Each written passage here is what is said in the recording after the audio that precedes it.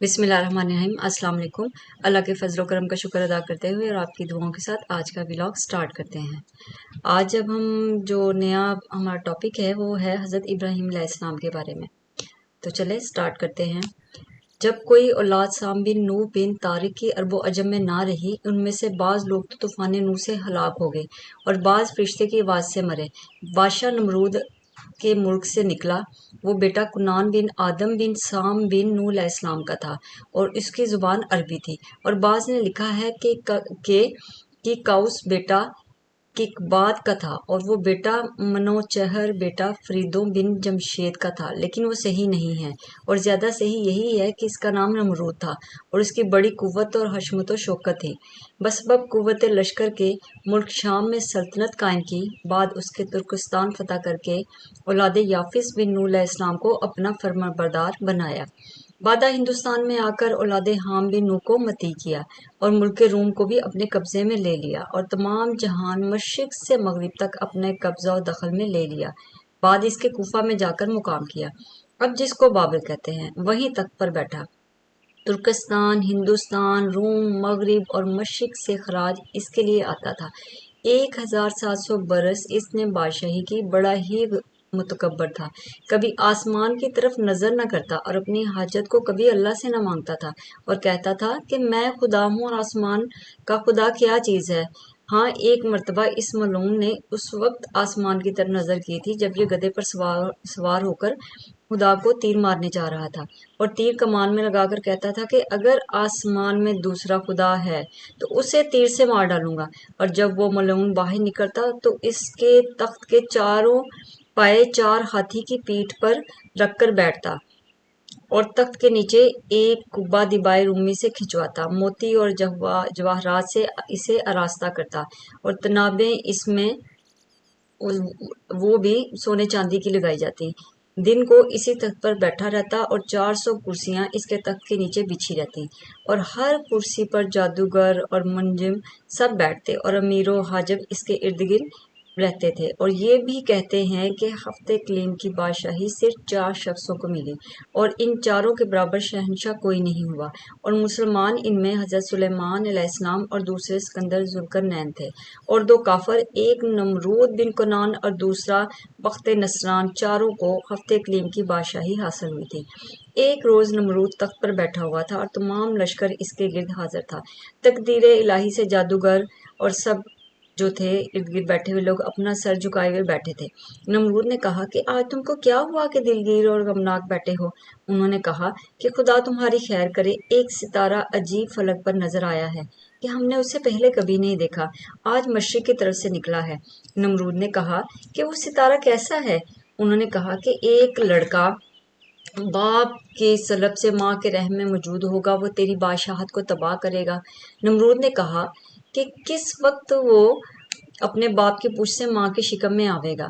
تو جو نجومی تھے انہوں نے کہا کہ وہ 3 رات و دن میں۔ پس نمرود نے حکم کیا کہ یہ جتنی عورتیں وہ حاملہ ہیں وہ آج سے اپنے شوہروں کے ساتھ ہم بستر نہ ہو پائیں، حاملہ نہیں بالغہ ہیں، وہ آج سے اپنے شوہروں کے ساتھ ہم بستر نہ ہو پائیں۔ اتفاقاً نمرود کا ایک چوبدار، اس کا نام طارق تھا اور اس کے بھائی کا نام آزر تھا، اور بعد وفات پیدر کے یہی زندہ رہا، جس کا ذکر مختلف تفاسیر میں موجود ہے، اور وہ ہمیشہ ایک ہاتھ میں شمع اور ایک ہاتھ میں ننگی تلوار لے کر تمام رات نمرود کے سرہانے کھڑا رہتا۔ جس دن یہ حکم نمرود نے جاری کیا، اسی وقت سے آزر کو خوشی ہوئی کہ اپنی بیوی کی مباشرت کرے، اور ادھر حضرت ابراہیم علیہ السلام کی ماں کو بھی خواہش ہوئی اور اپنے دل میں کہنے لگی کہ کیوں کر اپنے شوہر کے پاس جا کر خوشی حاصل کروں۔ اسی پس و پیش میں تھی کہ وہ خواہش سے آدھی رات کو گھر سے نکل کر دروازے پر کسے نمرود کے جا پہنچی، دیکھا کہ دربانوں پاسبان سب کے سب غفلت میں ہیں۔ وہاں سے نمرود کی خوابگاہ میں بے کھٹکے گھسیں اور اپنے شوہر کو دیکھا کہ نمرود کے سہانے ایک ہاتھ میں شمع اور دوسرے ہاتھ میں تلوار لیے پاسبانی کر رہا ہے۔ جب دونوں کی آنکھیں چار ہوئیں، اس وقت شہوت نے غلبہ کیا، اس نے اپنی بیوی سے کہا اب کیا صلاح ہے؟ دونوں ہاتھ میرے بندھے ہوئے ہیں۔ اتنے میں اللہ کے حکم سے کوئی دوسرا آدمی کی شکل میں حاضر ہوا اور وہ شمع اور تلوار لے کر اسی طرح کھڑا ہو گیا، اور میاں بیوی نے نمرود کے سرہانے مباشرت سے فارغ پائی، اور اسی شب کو اللہ تعالیٰ کے حکم اور قدرت سے حضرت ابراہیم علیہ السلام نے باپ کی پیٹھ سے رحم مادر میں قرار پکڑا۔ آزر نے اپنی بیوی سے کہا خبردار، یہ بھی भेद किसी पर ज़ाहिर न करना, और यहाँ से घर जाते तक राह में कोई ना देखे, क्योंकि ये फेर इस वक्त मुजब शर्मिंदगी है। तब बीवी उनकी वहाँ से निकल कर चुपके से अपने घर को चली गई, और इस आने जाने की वजह से खुदा के किसी को खबर ना हुई। और जब सुबह हुई, नमरूद नई नींद से बेदार हुआ और आज़र की पेशानी की तरफ निगाह की। देखता क्या है कि नूर इसके चेहरे पर चमक रहा है। नमरूद ने कहा, आज़र, आज तेरा चेहरा नूरानी देखता हूँ, बखलाफ और दिनों के। आज़र ने उसकी तरक्की इकबाल की दुआ की। बादन नमरूद वहां से उठकर तख्त पर जा बैठा। राहबों ने और नजूमियों ने जब उसने फिर राहबों और नजूमियों को बुलवाया और कहा कि अपने अपने इल्म से दरियाफ्त करके कहो कि वो लड़का पैदा हुआ या अभी नहीं। सभी ने दरियाफ्त करके अर्ज की कि जनाब अपना सलामत, सब गुज़श्ता को वो लड़का खुदा तआला के हुक्म से अपनी माँ के शिकम में आ चुका है। तब नमरूद मरदूद ने हुक्म दिया कि जितनी औरतें हामला हैं वक्त वलादत के अपने लड़कों को मार डालें। इस सबब से जितनी औरतें हामला थी सब ने अपने बच्चे मार डाले। जब इब्राहिम को अपनी माँ के पेट में 9 महीने गुजरे, तब इनकी माँ नमरूद के खौफ से और बच्चे की मोहब्बत से घर से खामोशी से बाहर शहर के जाकर मैदान में एक गार के अंदर जा बैठी, और वहाँ हज़रत इब्राहिम अलैहिस्सलाम पैदा हुए। उनके नूर से गार अचानक ही रोशन हो गया और उनकी माँ रोने लगी, इस खौफ से कि कहीं ऐसा ना हो कि कोई आकर लड़के को मार न डाले। आकर लड़के को कपड़े में लपेटकर वहीं छोड़कर घर की तरफ रोती हुई चली गई। उसी वक्त हज़रत जिब्राईल अलैहिस्सलाम नाज़िल हुए और दोनों हाथ के दोनों अंगूठे बच्चे के मुंह में रख दिए। खुदा के फजल करम से शहद और दूसरे अंगूठे से भी शहद जारी हुआ, और हज़रत इब्राहिम अलैहिस्सलाम इसको पीते रहे और किसी चीज़ के मोहताज ना हुए। और हर हफ्ते इनकी माँ उनके पास जाती और उनकी ज़िंदगी और परवरिश से मुतअज्जब होती। जब वो वहाँ यानी गार से बाहर आती तो उसी वक्त गैब से एक पत्थर आकर गार के मुंह को बंद कर देता, और जब उनकी माँ उनके पास आती तो इस पत्थर को लग करके इन्हें देखभाल करके चली जाती। इसी तरह से 7 बरस गुजर गए। एक दिन हज़रत इब्राहिम अलैहिस्सलाम ने अपनी माँ से पूछा कि तर्जमा, ए मेरी माँ, तुम्हारा खुदा कौन है? वो बोली, तेरा बाप है जो मुझे खाने को देता है। फिर बोले, उसका खुदा कौन है? वो बोली, कवाकब यानी सितारे। फिर पूछा कि किस कवाकब का खुदा कौन है? इस बात को सुनकर उनकी माँ लाजवाब हुई और शर्मिंदा होकर चली गई और ये हकीकतें अपने शोहर को सुनाई। उसने ये बातें सुनते ही फौरन कहा कि ये लड़का बादशाह नमरूद का दुश्मन है। इसमें कोई शक नहीं कि वो इसी फिक्र में था कि इसे क्या करना चाहिए। एक रात इब्राहिम ने गार से बाहर निकलकर आसमान की अपने सितारों की तरफ तो कहा कि मेरे माँ बाप इनको खुदा कहते हैं। तर्जमा, फिर जब अंधेरी आई उस पर रात को देखा कि एक सितारा, बोले ये है मेरा रब। फिर जब वो गायब हुआ बोले मुझको तुम्हारी ख्वाहिश नहीं है छुप जाने की। फिर जब चांद निकला बोले, तर्जमा, फिर देखा चांद को रोशन, बोले ये है मेरा रब। फिर जब वो गायब हो गया तो हज़रत इब्राहिम अलैहिस्सलाम बोले कि अगर ना राह सीधी दे मुझको मेरा रब तो बेशक मैं भटके हुए लोगों में रहूं, यानी गुमराह हूं मैं। फिर जब देखा आफ्ताब को तो बोले ये है मेरा रब। तर्जमा, जब देखा आफ्ताब को बोले ये है मेरा रब कि ये सबसे बड़ा है। फिर जब वो भी गरूब हो गया तो बोले, तर्जमा, फिर जब वो गायब हो गया तो बोले, ए कौम, मेरी इन चीज़ों से मैं बिल्कुल बेजार हूँ जिनको तुम अल्लाह ताला के साथ शरीक करते हो, और मैं अपने मुंह को सिर्फ अपने माबूद बरहक की तरफ करता हूँ, क्योंकि उसी ने आसमान और ज़मीन को एक तरफा होकर यानी सिर्फ तन्हा होकर बनाया, और मैं अल्लाह ताला के साथ किसी को शरीक करने वाला नहीं हूँ।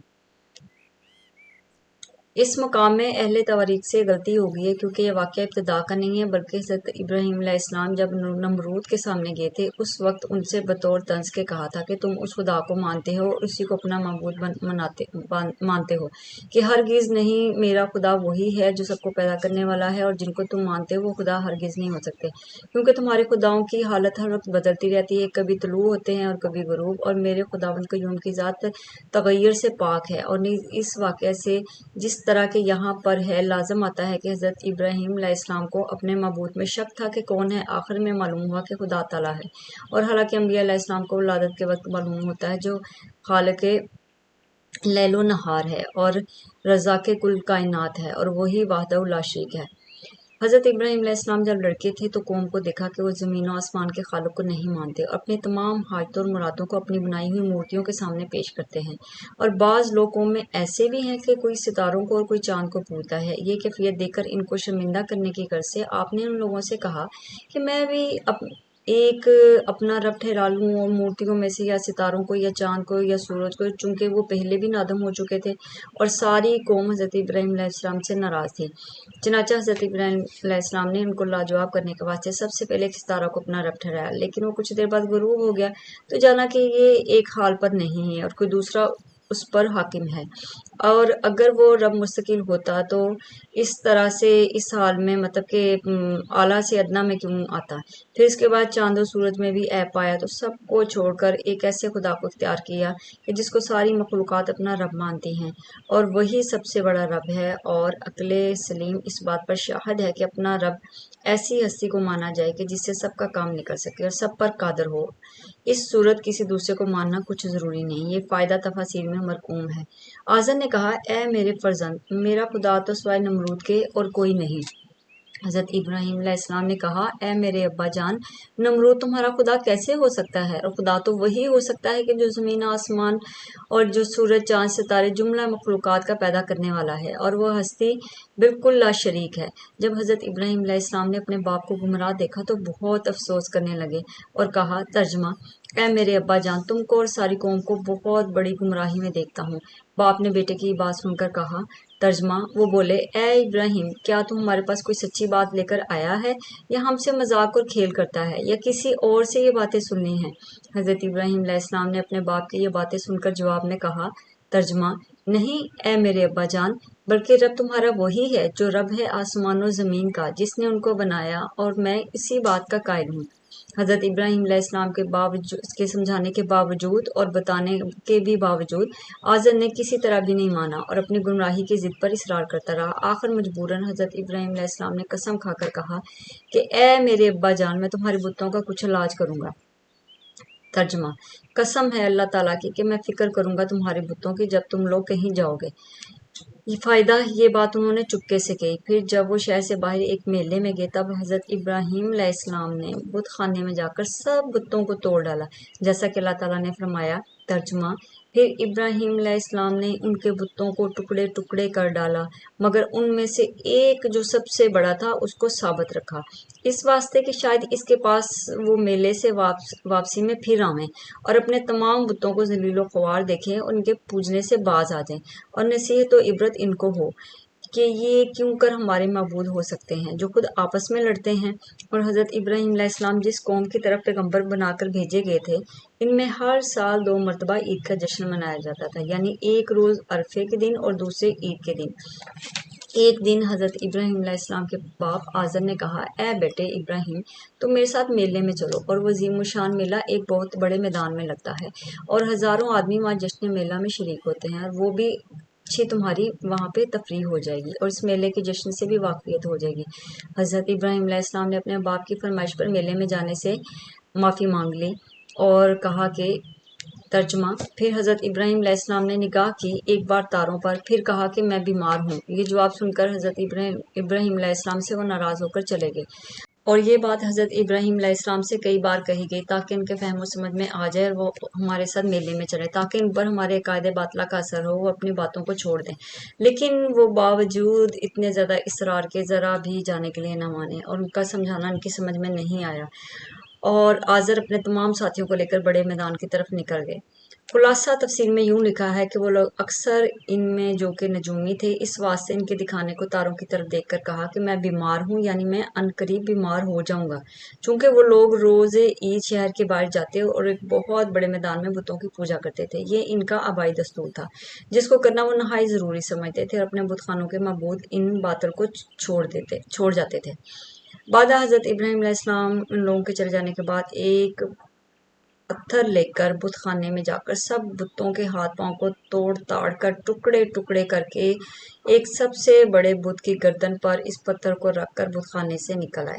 شیطان ملعون یہ حال دیکھ کر اس بڑے میدان میں گیا جہاں وہ کافر لوگ اپنا جشن منا رہے تھے۔ شیطان ملعون ان کافروں کے پاس جا کر رونے لگا اور روتے ہوئے کہنے لگا کہ تمہارے معبودوں کے ہاتھ توڑ تاڑ کر زیر و زبر کر دیا گیا ہے۔ یہ سنتے ہی وہ کافر مردود سب مغموم و متحیر ہو کر اپنی اپنی سواریوں کی طرف دوڑے، اور انہوں نے چاہا کہ جلد سوار ہو جائیں، لیکن ان کی سواریوں کے جانور بھاگ گئے اور وہ ہاتھ نہ آئے۔ تب پشیمان ہو کر पैदल ही शहर में आए और सीधे अपने बुत खाने की तरफ पहुंचे।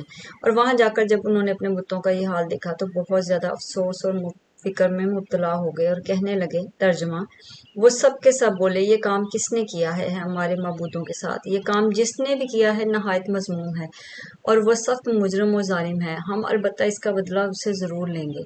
फिर वो लोग आपस में बहुत कुछ मशवरे करने लगे। तर्जमा, वो सब आपस में कहने लगे कि हमने सुना है कि एक नौजवान को जिसका जिक्र किया जाता है और उसका नाम इब्राहिम है, हो सकता है शायद वही हो, क्योंकि वो नौजवान हमारे पत्थर के जो माबूद हैं उनका सख्त दुश्मन है।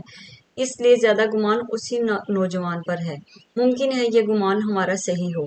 इस तवील गुफ्तगू के बाद हजरत इब्राहिम अलैहिस्सलाम को बुलाया जाता और सब उनकी तरफ मुतवज्जा हुए और उनसे कहा, तर्जमा, वो सब के सब तुर्श रो होकर कहने लगे कि इस नौजवान को सब लोगों के सामने लाओ ताकि हम सब लोग इस नौजवान को देखें जिसने ये जुर्रत की और कैसे की। अगर फिर हकीकत ये काम इस नौजवान ने ही किया है तो वो सच जालिम है और हम सब के सब इसके जुर्म पर गवाही देंगे ताकि उसको इस जुर्म की पादाश में सख्त सजा दी जा सके ताकि वो कभी आइंदा इस जुर्म का इर्तिकाब न कर सके। ये खबर बादशाह नमरूद तक भी पहुंच गई और वो भी ये कैफियत सुनकर नहायत हैरान और परेशान हुआ और उसने अपनी राया में से जो लोग संजीदा थे इन सबको तलब किया ताकि कोई मशवरा किया जाए और इस मुजरम को जिसने हमारे मबूदों के साथ ये नाजेबा हरकत की है सजा दी जाए। चनाचा बादशाह नमरूद ने बड़े बड़े अपनी कौम के सरदारों और चौधरियों को बुलाया और खूब मशवरे किए। बिलाखिर ये तय पाया कि एक आम दरबार मुनक्कद किया जाए और जब तमाम लोग इस दरबार में हाजिर हो जाएं फिर उस नौजवान को भी तलब किया जाए और उससे बाकायदा मुकालमा किया जाए ताकि वो लाजवाब होकर हमारे मबूदों के साथ अच्छा बर्ताव करे। चनाचा बादशाह नमरूद ने दरबार मुनक्कद करने की तारीख मुकर्रर कर दी और आम मनादी करा दी गई और इस दरबार में हजरत इब्राहिम अलैहिस्सलाम को तलब कर लिया गया। जब दरबार शाही की तारीख आई और इस कौम ने अपने बादशाह वक्त के हुक्म की तामील की और वह सब के सब दरबार शाही में हाजिर हुए। फिर जब मजमा कसीर हो गया तो नमरूद ने हजरत इब्राहिम खलीलुल्लाह को बुलवाया और हजरत इब्राहिम अलैहिस्सलाम को सारे मजमा ने और खुद बादशाह नमरूद ने बहुत धमकाया और डराया और कहने लगे, ये काम हमारे बुतों के साथ तुमने ही किया है। ए इब्राहिम, अफसोस है तुमने सबको ही तोड़ दिया, किसी को भी साबित नहीं रखा। आखिर ये क्या बात थी? ये बातें दरबारियों की हजरत इब्राहिम अलैहिस्सलाम ने सुनी और बोले, मैंने तो उनको नहीं तोड़ा। ये जवाब हजरत इब्राहिम अलैहिस्सलाम का जब सुना तो करीब से एक आवाज है कि मैं गवाही देता हूँ ए इब्राहिम अलैहिस्सलाम, एक दिन तुमने कहा था कि मैं तुम्हारे बुतों की फिक्र करूंगा, शायद तुम ही ने हमारे बुतों को तोड़ा है। फिर काफरों ने बिलअसरार हजरत इब्राहिम अलैहिस्सलाम से पूछा। तर्जमा, काफरों ने हजरत इब्राहिम अलैहिस्सलाम से सख्त लहजे में कहा, क्या तुमने हमारे बुतों के साथ ऐसा किया है? और हम लोग ज्यादातर गुमान में भी तुम पर ही हैं। हजरत इब्राहिम अलैहिस्सलाम पर बराबर ये लोग जोर दे रहे थे और चाहते थे कि वो खुद अपनी जुबान से अपने जुर्म का इकरार कर लें, लेकिन ये काम बजाते खुद हजरत इब्राहिम अलैहिस्सलाम का नहीं था, बल्कि ये काम तो उस ज़ात बारी ताला की तरफ से था जिसने हजरत इब्राहिम अलैहिस्सलाम को रसूल बनाकर भेजा ताकि वो अपने बातिल कायद पर नादमो पशेमान और शर्मिंदा हो। चनाचा दरबार इलाही से हजरत इब्राहिम अलैहिस्सलाम को हुक्म हुआ कि आप इन लोगों से कह दीजिए, क्यों नहीं इतने बड़े मबूद से दरियाफ्त करते जो सबसे बड़ा है और उसी के हाथ में कुल्हाड़ा है। अरशाद रब्बानी है। तर्जमा, हजरत इब्राहिम अलैहिस्सलाम ने इन लोगों को शर्मिंदा करने के वास्ते उनसे कहा, ये चीज मुझसे क्यों दरियाफ्त करते हो? तुम अपने सबसे बड़े मबूद से क्यों नहीं दरियाफ्त करते? अगर वो बोलने पर कुदरत रखते हैं तो वो तमाम माजरा आप लोगों को बताएगा ताकि आप सब इस वाक़े पर मुतमईन हो जाएं। उन्होंने नहायत ही शर्मिंदा होकर जवाब दिया कि ए इब्राहिम, बुत भी कहीं बोलते हैं, वो ना सुनते हैं, ना हरकत करते हैं और ना वो देखते हैं। ये मायूसी का जवाब जब हजरत इब्राहिम अलैहिस्सलाम ने अपनी कौम से सुना तो आपने अपनी सारी कौम से कहा कि ए मेरी कौम, जो माबूद बात नहीं करते, देखते नहीं, सुनते नहीं, तो फिर उनको खुदा क्यों कहते हो और उनकी इबादत क्यों करते हो? ये कैसी अक्लमंदी के खिलाफ बात है, जरा खुद ही गौर तो करो। ये जवाब हजरत इब्राहिम अलैहिस्सलाम का सुनकर सारी कौम ने अपना अपना सर नीचा कर लिया और आपस में कहने लगे, ये नौजवान सच कहता है और बातें उसकी बिल्कुल सही हैं। तर्जमा, बोले बवजह शर्मिंदगी के सारी कौम ने अपने अपने सर नीचे कर लिए और इसी हालत में कहने लगे कि ए इब्राहिम, ये तो तुम अच्छी तरह जानते हो कि ये नहीं बोलते। फिर हजरत इब्राहिम अलैहिस्सलाम ने अपनी सारी कौम का मायूसाना जवाब सुना और ये ख्याल किया कि सब के सब लाजवाब हो गए हैं। फिर इसके बाद हजरत इब्राहिम अलैहिस्सलाम ने फरमाया। तर्जुमा, حضرت ابراہیم علیہ السلام نے اپنی قوم کو مخاطب کرتے ہوئے فرمایا کہ اللہ نے مجھ کو یہ حکم کیا ہے کہ تم اپنی قوم سے کہہ دو کہ پھر تم ایسی چیزوں کو اپنا معبود بناتے ہو سوائے خداوند قدوس کے جو تمہارا کچھ بھی بھلا برا نہ کر سکے۔ میں تو اس معبود سے بالکل بیزار ہوں اور تم سے بھی کہ تم لوگ کچھ بھی نہیں سمجھ رکھتے، کیونکہ جن پتھروں کو تم نے اپنا معبود بنا رکھا ہے وہ تو تمہارے خود تراشیدہ ہیں، یعنی کہ ان بتوں کو تم نے خود بنایا ہے، اس لحاظ سے تم خود ان کے خالق ہو۔ پھر حضرت ابراہیم علیہ السلام نے کہا، اے قوم، اگر تم کو عقل ہے تو اسی ہستی کی عبادت کرو جس نے تمہیں پیدا کیا ہے، اور یہ پتھروں کی بت پرستی چھوڑ دو، یہ کام بالکل فضول ہے اور تم کو ساری عمر عبادت کرنے کے باوجود کوئی نفع نہیں پہنچے گا۔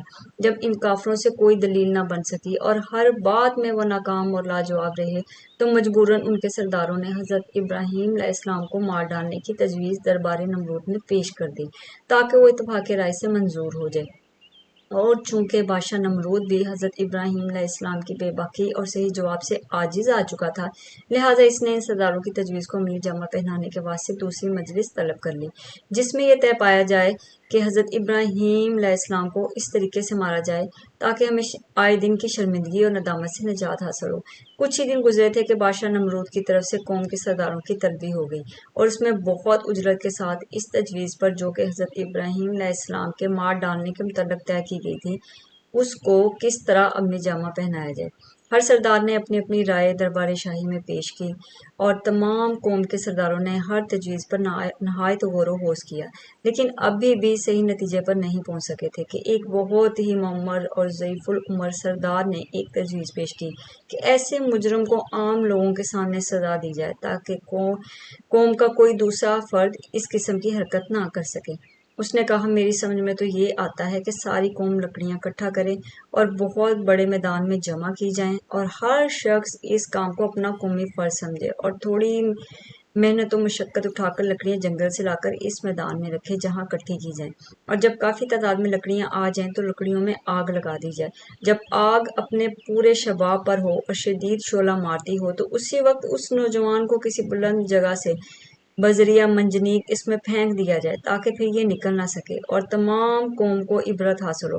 ساری قوم اس ضعیف العمر شخص کی بات پر متفق ہو گئی، اور حضرت ابراہیم علیہ السلام کے واسطے انہوں نے یہی لا سوچا۔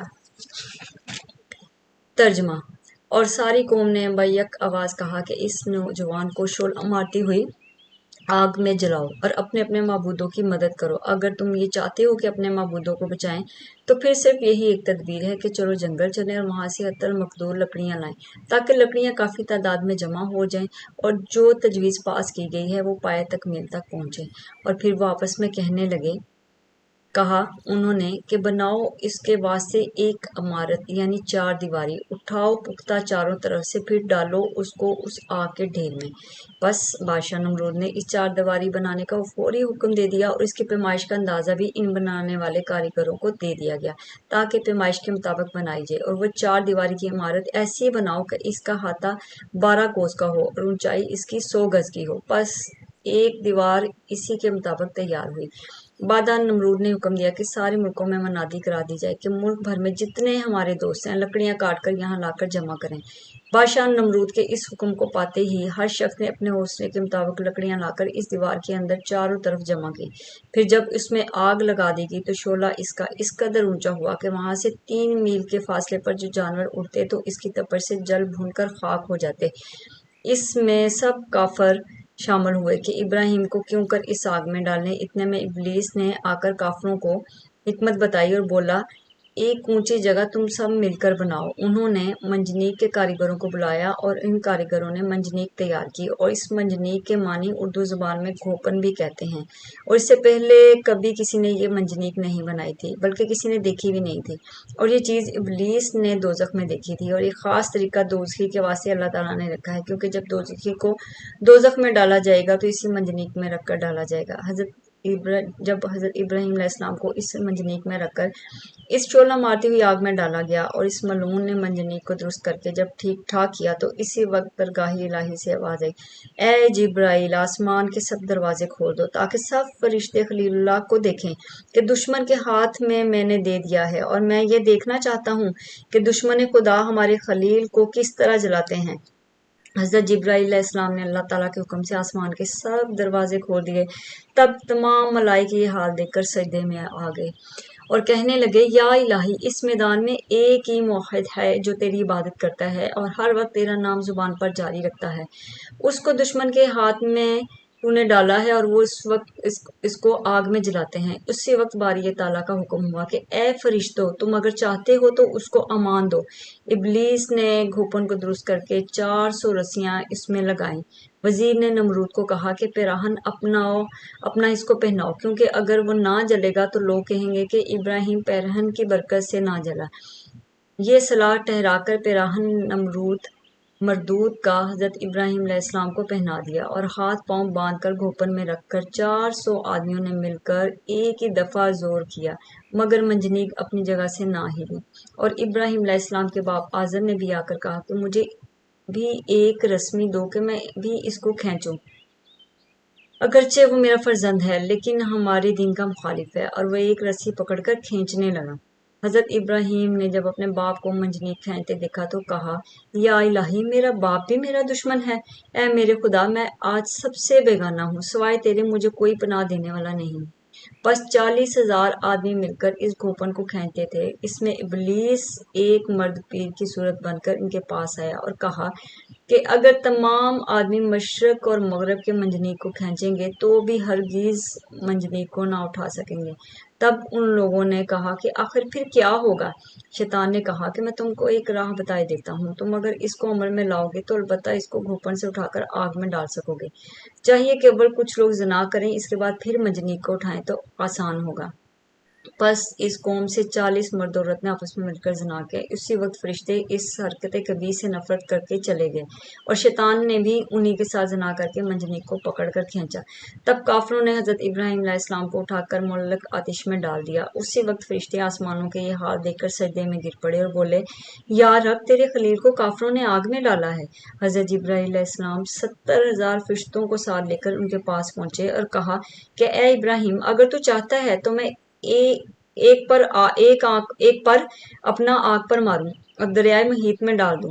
حضرت ابراہیم علیہ السلام نے حضرت جبرائیل علیہ السلام سے کہا، اے جبرائیل علیہ السلام، یہ بات خدا تعالیٰ نے فرمائی ہے یا نہیں جو آپ مجھ سے کہہ رہے ہیں؟ اور اے جبرائیل، جو خالق برحق نے فرمایا ہے تم وہ کرو، چونکہ میں اسی میں خوش ہوں جس میں میرا رب خوش ہے۔ یہ بات سن کر حضرت جبرائیل علیہ السلام نے کہا کہ اے حضرت ابراہیم علیہ السلام، اللہ تمہارا کیا مطلب ہے؟ فرمایا، کچھ مطلب ہے ضرور، لیکن تم سے نہیں کوئی حاجت میری ہے، تو اس رب العالمین سے جس کا سارا عالم محتاج ہے۔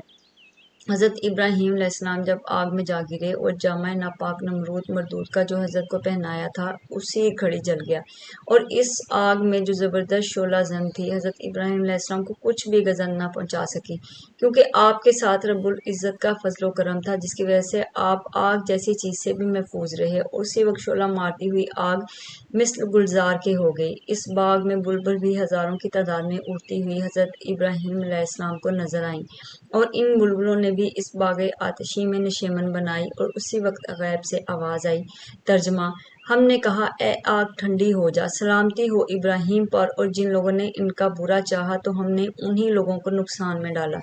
پھر اس میں ایک چشمہ پانی کا بھی جاری ہوا، اور حضرت ابراہیم علیہ السلام کے واسطے حضرت جبرائیل علیہ السلام نے ایک تخت بہشت سے بھی لا دیا اور ایک اعلیٰ قسم کا بہشت سے لا کر پہنا دیا، اور اسی تخت پر حضرت ابراہیم علیہ السلام کو بٹھا دیا۔ اور جس رسی سے ہاتھوں پاؤں باندھ کر کافروں نے حضرت ابراہیم علیہ السلام کو آگ میں ڈالا تھا، وہ رسی اسی آگ سے جل گئی، اور اس آگ سے حضرت ابراہیم علیہ السلام کو ایک سرمو برابر بھی اللہ تعالیٰ کے فضل و کرم سے آگ کا صدمہ نہ پہنچا۔ یہ دیکھ کر حضرت جبرائیل علیہ السلام بڑے متحیر ہوئے اور حضرت کی طرف نظر اٹھا کر دیکھا تو حضرت ابراہیم علیہ السلام کہنے لگے کہ اے بھائی، کیا دیکھتے ہو؟ بولے کہ مجھے بڑا تعجب ہے کہ ایسے وقت پر جو سخت مشکل وقت تھا، لوگ اس وقت سخت پریشانی کی وجہ سے نامعلوم کیا کچھ کرتے ہیں، لیکن تم بفضل خدا ثابت قدم رہے اور اپنے پائے استقامت میں ذرا بھی لغزش نہ آنے دی۔ اور مجھے اس وقت اللہ تعالیٰ کی قدرت پر تعجب آیا، اور آپ کا صبر بھی عجیب صبر رہا کہ ایسے اہم مقام میں آپ نے سوائے خداوند کریم کے کسی سے کوئی بھی حاجت طلب نہیں کی اور کچھ مدد نہیں مانگی، اور نہ اس کے متعلق کسی سے کچھ کہا۔ اس لیے یہ معجزہ اور रहमत अल्लाह ताला ने तुम पर बख्शा और तुमसे पहले ऐसी नायत किसी पर ना हुई थी। और कहते हैं कि जो दरख्त जले थे इनकी शाखें तरोताज़ा होकर मेवे लाईं और हजरत के चारों तरफ नरगसो बनफशा के फूल रहे। और नमरूद ने एक मीनार पर चढ़कर हजरत इब्राहिम अलैहिस्सलाम को एक नगाह देखा। वो देखते ही बड़ा हैरान और परेशान हुआ और अपने दिल में कहने लगा कि इतनी कसीर तादाद में लकड़ियां जमा की गई और इतनी बुलंद शोलाजन आग में डाला गया, लेकिन हजरत इब्राहिम अलैहिस्सलाम को कोई भी आग से गजन न पहुंची और आप गुले रेहान के बीच में सायादार दरख्त के नीचे तख्त पर बैठे हुए हैं। ये देखकर इस मर्दूद ने कहा, अफसोस, मेरी मेहनत तो बर्बाद हो गई। तब वो मलून हजरत इब्राहिम अलैहिस्सलाम को पत्थर फेंक फेंक कर मारने लगा और बहुक्म खुदा वो पत्थर जो नमरूद फेंक रहा था हवा पर मुल्लक हो गए और एक गहरे अबर ने आप पर साया भी कर दिया। और इस अबर से इतना पानी बरसा कि इस पानी से आछी नमरूद बिल्कुल बुझ गई। और इसका वजीर हमान इस बुलंद मीनारा पर चढ़कर आवाज कहने लगा, ए इब्राहिम, तर्जमा यानी रास्त नेक है परवरदिगार तुम्हारा कि एक ऐसी आग से तुम्हें निजात बख्शी और तमाम आलम में बुजुर्ग बनाया। नमरूद ने कहा, ए इब्राहिम, तेरा खुदा बड़ा बुजुर्ग है कि इसने शदीद शोला मारती हुई आग से तुम्हें महफूज रखा। और ये कहता हुआ नमरूद अपने घर चला गया और चंद रोज इसी फिक्र में रहा और किसी से ना बोला। और नमरूद बहुत ज्यादा मुतफक्कर रहने लगा और अपने दिल में हर वक्त सोचता कि मैं मुसलमान हो जाऊं और हजरत इब्राहिम अलैहिस्सलाम पर ईमान ले आऊं। लेकिन हजरत इब्राहिम अलैहिस्सलाम फिल हकीकत सच्चे नबी हैं और सच्चे रसूल मालूम होते हैं। फिर इस बात से भी खौफ करता कि अगर मैं मुसलमान हो गया तो मेरी कुल बादशाही बर्बाद हो जाएगी और पूरी कौम मेरी दुश्मन हो जाएगी। फिर कुछ अपने दिल में एहसास करके हजरत इब्राहिम अलैहिस्सलाम को बुलाया और कहा कि मैं तुम्हारे खुदा के वास्ते कुछ कुर्बानी देना चाहता हूँ, आपकी क्या राय है? हजरत इब्राहिम अलैहिस्सलाम ने उससे कहा कि तुम्हारी कुर्बानी मंजूर नहीं होगी इस वक्त तक जब तक कि मुसलमान ना हो जाओ। नमरूद कहने लगा कि मैं कुर्बानी करूंगा चाहे कबूल हो या ना हो। इसके बाद इसने फौरन अपने कारकुनों को हुक्म दिया कि 4,000 गाय लाओ। चनाचे वो 4,000 गाय लाई गई। फिर इसने सबको कुर्बान किया। फिर बोला, 10,000 खजाने सीजर सुर्ख और 10,000 गंजे सीम के तुमको देता हूँ, क्योंकि मैंने तुमको अपनी आंखों से जो तुम्हारा हाल देखा वो नहायत ही तज्जुब वाली बात है। और तुमको उसने उतनी बड़ी करामत बख्शी जो आज आंखों से जो तुम्हारा हाल देखा वो नहायत ही तज्जुब वाली बात है। और तुमको उसने इतनी बड़ी करामत बख्शी जो आज तक किसी को भी इनायत नहीं की गई। नमरूद का ख्याल सुनकर हजरत इब्राहिम अलैहिस्सलाम ने उससे कहा कि ए मलून, मेरा खुदा जो देता है वो बेइवज देता है और जो माल तेरे पास है उसी का दिया हुआ है। ये कहकर हजरत इब्राहिम अलैहिस्सलाम ने उसके पास से चले गए। पर फिर वजीर हमान ने नमरूद बादशाह से कहा कि इब्राहिम ने वो बुजुर्गियां बेसबब आतिश परस्ती के पाई और इसी तरह की चंद बातें उसने कहीं कि आगे एक फरिश्ता है जिसे वो चाहता है अजाब करता है और जिसको चाहता है नहीं करता। हमान के कहने के मुताबिक अगर ख्याल किया जाए तो इब्राहिम अलैहिस्सलाम नाउजुबिल्लाह मिन ज़ालिक आतिश परस्त हुए। वजीर हमान मलून ये बातें नमरूद से कह ही रहा था कि जरा सी आग कहीं से उड़कर इसकी आंख में जा गिरी और इस मरदूद की आंख जल गई और इस आंख की तकलीफ की वजह से सख्त परेशान हो गया और वो आंख इसकी बिल्कुल रोशनी से महरूम हो गई। नमरूद की बेटी बालाखाना पर से हजरत इब्राहिम अलैहिस्सलाम को देख रही थी कि इब्राहिम अलैहिस्सलाम ऐसी हशमत और रौनक के साथ आग में तख्त पर बैठे हुए हैं और किनारे पर उसके चश्मे जारी हैं और चारों तरफ इसके गुलो बनफशा और नरगस और रेहान खिल रहे हैं।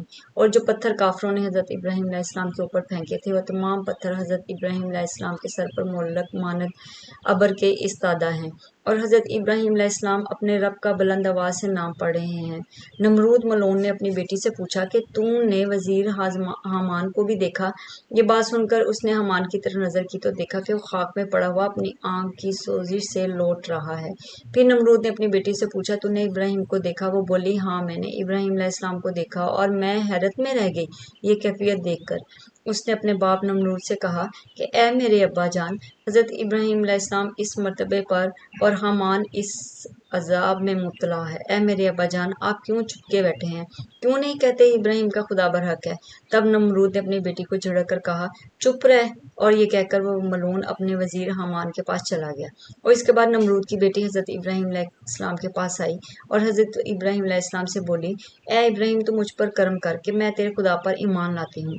तब हजरत इब्राहिम अलैहिस्सलाम ने इसको ईमान की राह बताई और ये कलमा पढ़ाया, ला इलाहा इल्लल्लाह इब्राहिम रसूलुल्लाह। जब उसने ये कलमा पढ़ा तो वो لڑکی مومنہ ہو گئی اور کہنے لگی کہ میں اپنے باپ کو بھی اس کلمے کی دعوت دوں گی۔ یہ سن کر حضرت ابراہیم علیہ السلام نے فرمایا بہت بہتر ہے، اور وہ اپنے باپ سے جا کر بولی کہ کیوں حضرت ابراہیم خلیل اللہ کے خدا پر ایمان نہیں لاتے ہو، اور میں ان کے دین سے مشرف ہو چکی ہوں، اور حضرت ابراہیم کا خدا برحق ہے اور تمہارا خدا باطل ہے۔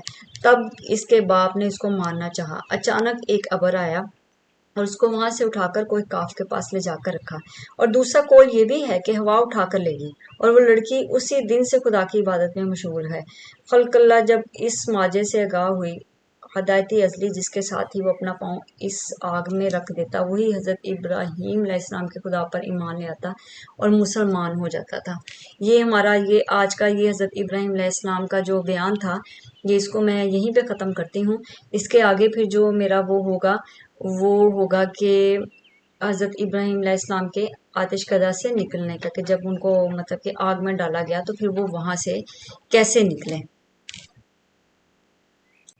آئی ہوپ کہ آپ کو میرا یہ ویلاگ بھی اچھا لگا ہوگا۔ اگر آپ کو میری ویڈیو اچھی لگی ہو تو پلیز میرے چینل کو سبسکرائب کریں، میری ویڈیو کو لائک کریں، شیئر کریں، اور بہت سی دعاؤں کے ساتھ آپ سے اجازت چاہوں گی۔ نیکسٹ ویلاگ تک کے لیے اللہ حافظ۔